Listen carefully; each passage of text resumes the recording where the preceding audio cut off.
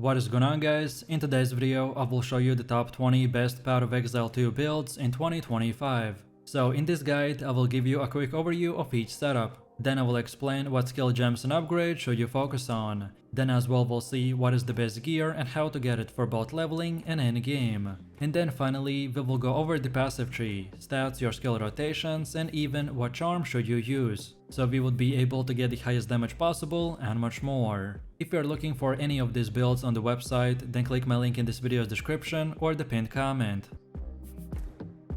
This build is currently one of the best and fastest setups that you can use to farm maps and other endgame content. Like you can see from the gameplay, we are basically deleting enemies in split seconds. And on top of this, we can also delete bosses by having also a very high boss damage, by using the cast on shock and the ball lightning. At some point in the later game, some lower gear players might run into a mana problem, but lucky for us, the ranger has many tools to address this problem, and with the optimized gear we need nothing more than a single stat roll on our weapon or gear to completely solve this issue. This setup's main playstyle is built around using the Tree Dragon Mask, which will allow our lightning warp to build up the freeze, in order to proc a cast on freeze, with the lightning conduit which will do massive amounts of AoE damage, due to the natural shock ground which is provided by our lightning warp. On top of this, we are going to be using nodes like the Mind Over Matter, Eldritch Battery, and many more to increase our damage and convert all of our shields to mana. Our build will be very mana hungry, but because of our setup we are going to be easily fixing this and increasing our AoE damage at the same time. This build focuses on the Flicker Strike, which generates massive amounts of frenzy charges from the combat frenzy, by freezing and electrocuting enemies, which then we can even further convert to the power charges with our Resonance Keystone. Every time we have the power charges, we want to spend them on the Flicker Strike, to basically fly through multiple screens of the enemies like you can see from the gameplay. Sometimes we get so many rapid dashes that we can get one-shotted, just by how many enemies we dash through. And that's why for defense we want to focus on building up our physical damage reduction and shield charges, which are then further doubled by our Grim Feast buff. This build is known as the Explosive Shot build, which as you can see from the gameplay, can blow up and destroy a huge amount of enemies by using the Explosive Shot, Shock Burst, and many more skills. However, for our playstyle to work we will need to use the Tree Dragon Mask, but lucky for us, this headpiece is pretty cheap and easy to acquire, by just simply buying it or trading it. Overall, Deadeyes have a shock buff, which means that now by using the specific items, we will convert our ability to ignite with fire damage to now get a shock chance instead. This setup is known as the Spark Sorceress, which has one of the most visually impressive playstyles in the game, as Sorceress can paralyze and destroy monsters with a barrage of lightning. Our build has insane mobility and great speed farming potential, by shredding through maps and hardened content with ease. The Archmage with Lightning Conduit and the Spark skills together make up the bulk of our insane DPS. So if you want to fill your entire screen with the sparks of lightning and speed clear through hundreds of enemies in few seconds, then this is the one for you. This setup is the Spirit Minion build, which summons Raging Spirits by casting the Flame Wall for offense. And then also for defense we get to command a minion army. So unlike most other setups where they only command or cast spells, well in this one we get to do both, and thus increase our DPS even higher. By using specific gear and building our skill tree around nodes like the Power of the Dead, Fear the Dead, Silent Guard, and many more, it will enable us to upgrade our minions and projectile area and damage. So if we are ready to explode anyone and everyone that stands in our way, while also getting a skeleton army that follows and protects you, then this is it. This setup is very popular because of how easy and cheap it is to get it, and also its poison damage scales from the poisonous concoction, so you don't need to worry about having the perfect damage uptime, because the poison takes care of that by itself. Your main gameplay will focus around running in a map and using anything more than just the poisonous concoction. Most monsters will die very fast, because of the poison that gets spread to them from the contagious concoction. However, in the situations where the mobs are a lot, like in the breaches, then you can use the contagion to spread the poison in even bigger area. So as you can tell, this is a very OP and spammy build. This setup's main focus is to lock down your enemies with quick freezes that last a long time. Even bosses are vulnerable to being frozen, and we can just lay down insane amount of DPS while they are stuck doing absolutely no damage. Your main gameplay will focus around using the Ice Strike to close the gap between the enemies, then drop Tempest Belt to help you do more damage, and then activate your Charged Staff and the Shattering Palm to engage ranged enemies before they can even hit you, or just to completely melt them down in few seconds. This setup's main focus is built around the Galvanic shards and the Shockbuster rounds, that both act as the shotgun skills, which, as you can see from the gameplay, can melt a ton of enemies in split seconds. Our playstyle is built around the shock and the chain lightning, as Galvanic shards have an amazing clear speed coming from the chains. Then the Shockbuster rounds have an insane single target damage, but require shock, so that's why we consistently use the Stormcaller arrow to get the crazy AoE buff and much more.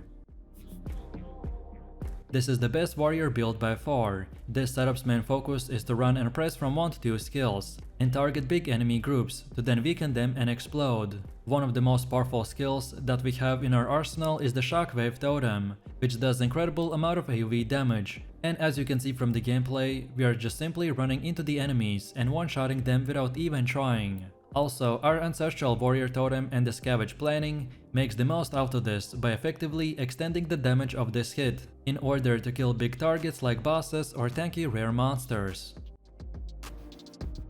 This setup is known as the Bombarding Minions build that mainly uses the Skeletal Arsonist for both AoE and single target damage, while then you can further increase your DPS by casting Detonate Dead, which explodes dead enemy corpses and let us speed farm every single content in the game. This build is the best of both worlds because it combines very quick clearing speed with aggressive playstyle while also having minions that protect you, and at the endgame we will be able to reach from 15 to 13,000 energy shield, which will basically turn us into an unstoppable puppet master. This setup is structured around using the skill Bonestorm, which by itself is a slow clearing ability, but with the right gems, passives and synergies we can make it 100 times better. And this is exactly what we have right here. This build also has 2 variants, so going full crit chance, what I personally use for myself, or perhaps go with the Detonated Dead variant. Both of these will excel at different things, so which one you choose is up to you. The full crit chance setup excels at huge amount of damage. We won't be focusing on anything else besides the massive crits, and stacking as much life as possible, because the more life we have, the more damage we can do in return. This build is pretty much a big AoE warrior that focuses on armor breaking offensively, and then the block defensively. Our main playstyle will revolve around using the Stampede skill, which will charge our character forwards and create patches of the jagged ground, which then are exploded when the final slam portion of the ability is executed, so we will be able to basically one-shot huge amount of grouped up enemies. And on top of this, you will want to invest into the Giant's Blood Keystone, which will unlock the ability for us to use a two-handed weapon in just one hand, so then we could use a shield on our offhand. This setup's main playstyle is built around putting up a frost wall, and then blasting the enemies with the Ice Comet. And as cold penetration and cold exposure is very incredibly OP in the endgame, so this build works amazing on big groups of enemies, where we simply use 2 skill combo and cover our entire screen with the frost projectiles that explode and do massive amounts of damage. On top of this, we are going to be using nodes like the Now and Again, Footprint in the Sand and many more, to simply reset our cooldowns so we can basically spam our frost walls 24/7. This build scales Ignite from our attacks and targets big enemy groups to then set them on fire and explode. And one of the most powerful skills that we have in our arsenal is the Hammer of the Gods, which does incredible amount of single target damage with no ailment penalty, but has a bit of a cooldown. So Ignite makes the most out of this, by effectively extending the damage of this hit many times over. And on top of this, our Ignite effect does damage based on the size of the hit that has been generated. Simply put, this setup is similar to the top tier Invoker build, just made in a lesser ascendancy in the Acolyte. This build will offer a unique playstyle, which is focused on lightning damage and the manipulation of the darkness powers. With the strong defensive capabilities of Embrace the Darkness as well as the Life and Energy Shield Leech, the Acolyte of Chayula offers a great set of tools for survival. But as far as his damage goes, it still can't compete with the rest of the monks.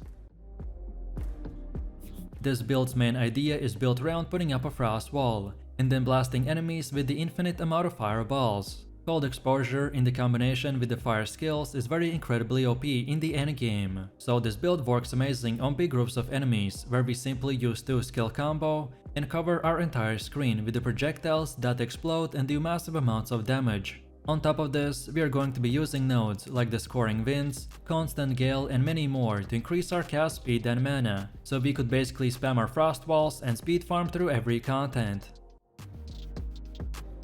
Most of the grenade builds were really fun when the game just released, and they really haven't got any major nerfs. However, what really happened is that players figured out better builds, so for now the grenade setups have fallen a lot. This build is structured around detonating the gas grenade with variety of detonator skills, such as the explosive shot or the explosive grenade, to create a screen-wide explosion that can one-shot massive amounts of enemy groups. Offensively, the gem-studded Ascendancy allows us to create 2 copies of any support gem, which greatly improves our clearing speed, utility, and single target damage. So when we combine all of this, we can then create this build that has insane clearing speed and with this type of run and gun playstyle. This setup's main focus is to scale fire from our attacks and target big enemy groups to then set them on fire and explode. We are going to be taking advantage of the seemingly limitless power scaling of the demon, and then the massive damage of the fire skills. You will start all maps in the demon form and kill enemies, while its effect ramps up to 70 to 100 stacks, which then we disable the form and instantly reapply it, to start the demon flame ramp all over again. And this way we will be able to stay in the demon form forever, and have really good DPS at the same time. This setup was very popular in the initial release, but now it has fallen quite a lot. The Tempest Fury build focuses on a huge speed and distance buffs to then proc a cast when shocked, and summon hundreds of lightning balls to shock the enemies around. It also utilizes the cast on critical to occasionally spawn Orb of Storms, to increase our CC and DPS potential even more.